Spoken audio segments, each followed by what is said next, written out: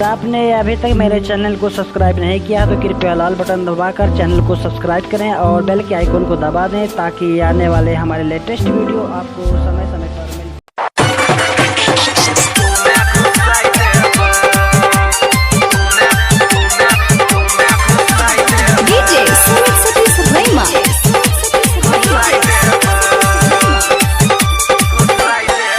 छौरी नाचे छक्का महल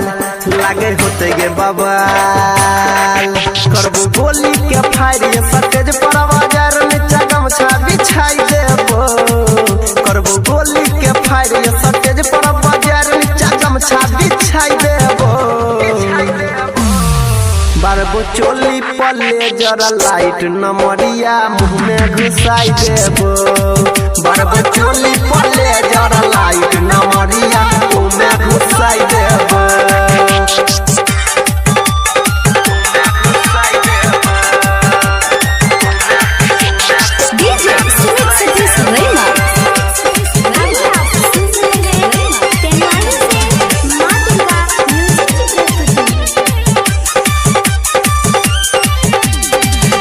सभे तो हर दीवाना गे चलतो न कवनो बहाना गे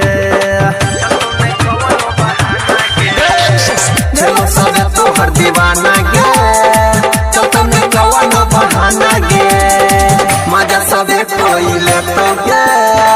नमरी पर घघरी उठे तो गे अब कन सोट मन कर छट पट न ते गर्दा उड़ाई देबो बारबो चोली पल्ले जरा लाइट नमरिया मुंह में घुसाई देबो बारबो चोली पल्ले जरा लाइट नमरिया मुंह में घुसाई देबो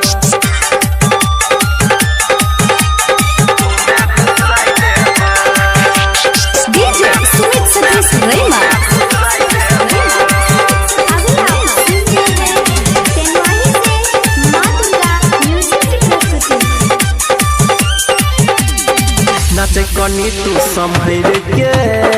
छोरा सब जैतो चहर गे नाचे कनी तू संभर के छोरा सब जैतो चहर के चलो जे छोटे का सामान के ये तो सभे तना महिर गे हट कनी दूर मजा देबो भरपूर अनिल अंकित के संगे भेजाई देबो बारबो चोली पल्ले जरा लाइट नमरिया मुंह में घुसाई देबो बारबो चोली पल्ले जरा लाइट नमरिया मुंह में घुसाई देबो करबो गोली के फायर ये सटेज पर बाजार में गमछा बिछाई देबो करबो गोली के फायर ये सटेज पर बाजार में गमछा बिछाई देबो बारबो चोली पल्ले जरा लाइट नमरिया मुंह में घुसाई देबो बारबो चोली पल्ले जरा